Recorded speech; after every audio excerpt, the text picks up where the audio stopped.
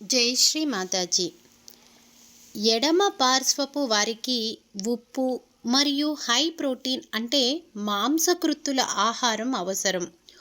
ఉప్పుతో చాలా వరకు ఎడమ పార్శ్వపు వ్యాధులు అంటే లో బీపీ, రక్తం గడ్డకట్టడం, వివిధ రకాల జలుబులు, యాంజైనా, లెథార్జిక్ లివర్, అన్ని రకాల ఎలర్జీస్ లాంటి వాటిని నివారించవచ్చును. హై ప్రోటీన్ డైట్ అంటే ఏ ఆహారంలో అయితే శరీరానికి అవసరమైన 9 అమినో యాసిడ్స్ ఉంటాయో దాన్ని హై ప్రోటీన్ డైట్ అంటారు. వీటిలో 2 లేదా 3 అమినో యాసిడ్స్ లేకపోయినా అది హై ప్రోటీన్ డైట్ అవ్వదు. ఎలా అంటే పాలు, గుడ్లు, చేపలు, చికెన్. చేపలో మొత్తం ఎక్కువ మోతాదులో 9 అమైనో యాసిడ్స్ ఉంటాయి. ఒకవేళ మీరు సాంబార్ లేదా కందిపప్పు చేయాలనుకుంటే అది పూర్తి స్థాయిలో హై ప్రోటీన్ డైట్ కాదు. ఎందుకంటే ఒక్క కందిపప్పులో 2-3 అమినో యాసిడ్స్ మాత్రమే ఉంటాయి. మీరు ఏదైనా పప్పు చేయాలనుకుంటే అందులో 2-3 రకాల పప్పులను అంటే పెసర, మినప, శనగ పప్పులను కలిపి పప్పు చేయాలి. మరియు 2-3 రకాల మొలకెత్తిన విత్తనాలను కలిపి మీరు ఉపయోగించాలి. అప్పుడే అది పూర్తి స్థాయిలో హై ప్రోటీన్ ఆహారం అవుతుంది. శనగలు అనేవి మంచి హై ప్రోటీన్ ఆహారం. ఇది కండరాలను గట్టిగా చేస్తుంది. అందుకే మీరు ఏదైనా పప్పు చేయాలనుకున్నా లేదా ఏదైనా మొలకెత్తించిన గింజలను ఉపయోగించాలన్నా అందులో ఖచ్చితంగా ఒక భాగం శనగలు వేయాల్సిందే అని శ్రీ మాతాజీ చెప్పారు. మష్రూమ్స్ అంటే పుట్టగొడుగులు అనేవి మంచి హై ప్రోటీన్ డైట్. కానీ ఇది ఒక ఫంగస్, అందుకే శ్రీ మాతాజీ వాడవద్దు అన్నారు. పన్నీర్ అనేది హై ప్రోటీన్ డైట్. కాలేయానికి చాలా మంచిది, త్వరగా జీర్ణమవుతుంది. ఎల్లో చీజ్ బదులు వైట్ చీజ్ ఉపయోగించాలి. ఒకవేళ మీ కాలేయం బాగుంటే వైట్ చీజ్ ఉపయోగించాలి.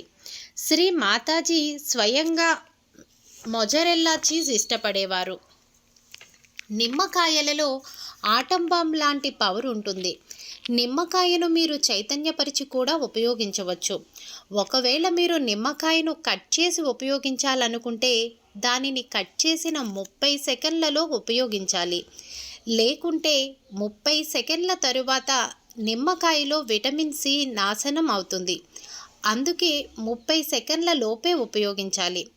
సహజ యోగ పద్ధతిలో చూస్తే నిమ్మకాయను కట్ చేసి పక్కన పెడితే అది నెగిటివిటీని గ్రహిస్తుంది. అందుకే మీరు ఎప్పుడూ కూడా ఎక్కువసేపు కట్ చేసి పక్కన పెట్టిన నిమ్మకాయను ఉపయోగించవద్దు. దానిని వంటలో కానీ, వెంట్రుకలకు కానీ, ముఖంపై కానీ, వంట పాత్రలో కడగడానికి కూడా ఉపయోగించవద్దు. ఎడమ మూలాధార సమస్య కొరకు నిమ్మకాయలు మరియు పర్వతాల నుండి తీసిన బాదం అవసరం. బాదాం అని ఎందుకు అంటారంటే ఇవి కొండల మధ్య ఉంటాయి.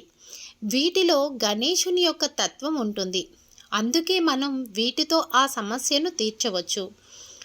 ఎడమ మూలాధారంలో వచ్చే వ్యాధులు ఎయిడ్స్, హిస్టీరియా, పోలియోమిలేటిస్ మరియు ఇన్ఫెక్షన్ అనేవి. దీనికి చికిత్స వ్యాధి నిరోధక శక్తిని పెంచడం మరియు హై ప్రోటీన్ ఆహారం తీసుకోవడం. ఎడమ నాభి సమస్య ఉన్నవారికి ద్రాక్ష చాలా మంచిది. ఎడమ మరియు కుడి పార్శ్వపు వారికి కూడా ఇది ఉపయోగిస్తుంది.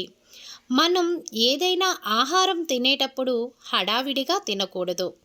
దాని యొక్క ప్రభావం శరీరంలోని క్లోమం పైన అంటే పాంక్రియాస్ పైన పడుతుంది. దానిలో పాంక్రియాటిక్ జ్యూస్ అనేది పూర్తిగా తయారవ్వదు మరియు జీర్ణక్రియ సరిగ్గా అవ్వదు. నిన్న మిగిలిన ఆహారం మరియు సగం ఉడికించిన ఆహారం అస్సలు తినకూడదు. ఒకవేళ తింటే బాగా నమిలి తినాలి. ఆహారంలో సాల్ట్ యొక్క మోతాదు కొద్దిగా పెంచాలి. ఎడమ భవసాగరం కోసం ఎప్పుడూ మనం తినే ఆహారం మారుస్తూ ఉండాలి.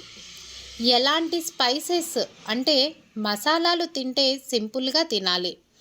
ఒకే రకమైన ఆహారం ఎల్లప్పుడూ తినకూడదు. వేర్వేరు సామూహికతలలో తినడం మంచిది. దీని ద్వారా మన అహంకార తత్వం అనేది వదిలేస్తాం. ఎలా అంటే నాకు ఇది ఇష్టం అది ఇష్టం అనే భావన పోతుంది. ఎడమ మూలాధార, ఎడమ స్వాదిష్టాన, ఎడమ నాభి కొరకు వాము వాటరు మంచిది అని శ్రీ మాతాజీ చెప్పారు. 50 గ్రాముల వామును 1 లీటర్ నీటిలో వేసి బాగా వేడి చేసి చల్లార్చి వైబ్రేట్ చేసి రోజు మొత్తంలో కొద్ది కొద్దిగా ఆ నీటిని త్రాగుతూ ఉండాలి. ఎడమ విశుద్ధి, ఎడమ అనాహత కొరకు వాము వాటర్ మరియు వాము పొగ మంచిది. కాడ్ లివర్ ఆయిల్లో విటమిన్ డి మరియు విటమిన్ ఏ ఎక్కువగా ఉంటుంది.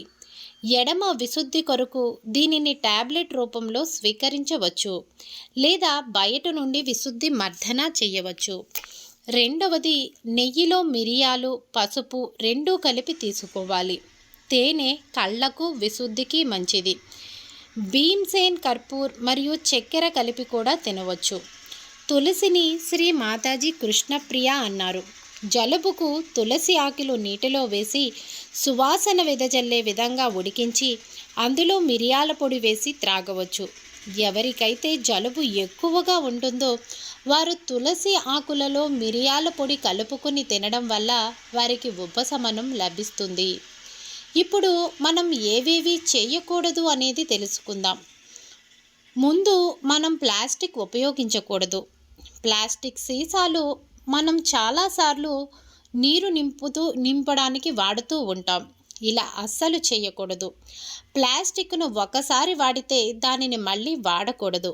ఎందుకంటే ప్లాస్టిక్లో ఒక లైనింగ్ అనేది ఉంటుంది. అది ఆహారానికి రక్షణ ఇస్తుంది. ఒకసారి మనం ప్లాస్టిక్ సీసాను వాడితే ఆ లైనింగ్ పోతుంది.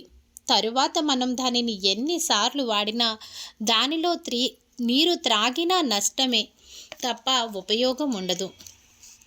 ప్లాస్టిక్ ప్లేట్స్లో అన్నం తినవద్దు. ఎందుకంటే ప్లాస్టిక్ అనేది anti God, anti human being, anti vibrations, anti biological ప్రక్రియ ఇది. హైబ్రిడ్ పాలు ఆహారం తినవద్దు. దాని వలన నాడీ వ్యవస్థకు మరియు మజ్జా వ్యవస్థకు అంటే సహస్రారానికి నష్టం కలుగుతుంది. ఉపవాసం చేయనవసరం లేదని శ్రీ మాతాజీ అన్నారు. ఉపవాసం యొక్క అర్థం శ్రీ మాతాజీ చెప్పారు. అంటే దగ్గర, వాసం అంటే ఉండడం, అంటే భగవంతునికి దగ్గరగా ఉండడం అని అర్థం. మనకి వారంలో అన్ని రోజులు ఏదో ఒక చక్రం యొక్క అధిష్టాన దేవతను పూజించే రోజు. ఏ అధిష్టాన దేవత యొక్క రోజున మనం ఉపవాసం ఉన్నామో ఆ రోజు ఆ దేవత యొక్క చక్రం చెడిపోతుంది. దానివల్ల ఆ చక్రానికి సంబంధించిన సమస్యలు వస్తాయి. ఉపవాసం యొక్క మరి ఒక అర్థం శ్రీ మాతాజీ చెప్పారు. ఉపాసన అంటే ఉపవాసం లేకపోవటమే. ఇప్పుడు మనం ప్రసాదాల గురించి తెలుసుకుందాం. మనకు 35 కోట్ల మంది దేవతలు ఉన్నారు. మోసపు గురువులు ఉన్నారు మరియు వ్రతాలు అలాంటివి కూడా ఉన్నాయి. మన బంధువుల ఇంట్లోకి భోజనానికో లేక ప్రసాదాలు స్వీకరించడానికో వారి ఇంటికి పిలుస్తారు. అలాంటి సందర్భాలలో వాటిని స్వీకరించకుండా ఉండటం మంచిది. కాల్షియం లేమి మొదలైన అన్ని రకాల లోపాలు ఎడమ వైపు నుండి వస్తాయి. కాల్షియం తక్కువగా ఉంటే మీకు వ్యాధి నిరోధక శక్తి తక్కువగా ఉంటుందని శ్రీ మాతాజీ చెప్పారు. కాల్షియం గురించి అందరికీ తెలుసు. కాల్షియం ఎముకల బలానికి, కండరాల అభివృద్ధికి, మజ్జా వ్యవస్థ అంటే సహస్రారం కొరకు మరియు నాడీ వ్యవస్థకు కూడా చాలా మంచిది. కానీ మనం కాల్షియంతో పాటు విటమిన్ D3 మరియు విటమిన్ K2 తీసుకుంటేనే కాల్షియంను మన శరీరం గ్రహించగలుగుతుంది మరియు పీల్చుకుంటుంది. కానీ మీ అందరికీ తెలుసు కాల్షియం D3 సూర్యకాంతిలో దొరుకుతుందని. అలాగని ఎక్కువసేపు ఎండలో కూర్చుంటే మన మెదడులో ఉన్న కొవ్వు కరిగిపోతుందని శ్రీ మాతాజీ చెప్పారు. అందుచేత కాల్షియంను మీరు టాబ్లెట్ రూపంలో తీసుకోవడం మంచిది. నువ్వులలో కాల్షియం ఎక్కువగా ఉంటుంది. సూర్యకాంతి వెచ్చదనానికి ప్రతీక అని శ్రీ మాతాజీ చెప్పారు. ఈ వెచ్చదనం మనకు నువ్వుల నుండి వస్తుంది. అందుచేతనే మనం సంక్రాంతి పండుగలో నువ్వులతో చేసిన స్వీట్స్ తిని పండుగ జరుపుకుంటాం.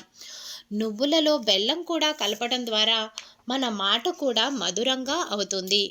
సహజ యోగంలో నల్ల నువ్వులు బాధల నివారణగా ఉపయోగిస్తారు. నువ్వులు అనేవి ఎలాంటి రకమైన మనం తినవచ్చు. మనకు టాటా సాల్ట్ టీవీ ప్రకటనలో అయోడిన్ తింటే బుద్ధి పెరుగుతుంది అని వచ్చేది. అయోడిన్ అనేది అస్థిర ఉప్పు. అస్థిర ఉప్పును ఓపెన్గా ఉంచితే అయోడిన్ ఆవిరైపోతుంది మరియు వంట చేయడం వల్ల అందులో అయోడిన్ అనేది అస్సలు మిగలదు.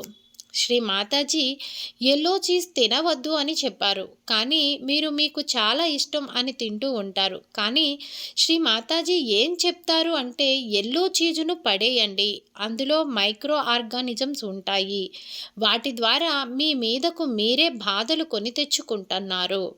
శ్రీ మాతాజీ ఏం చెప్పారో అది మనం పాటించాలి. How to fight against micro organism అనే స్పీచ్లో పూణేలో శ్రీ మాతాజీ ఈ విషయాన్ని చెప్పారు. జై శ్రీ మాతాజీ.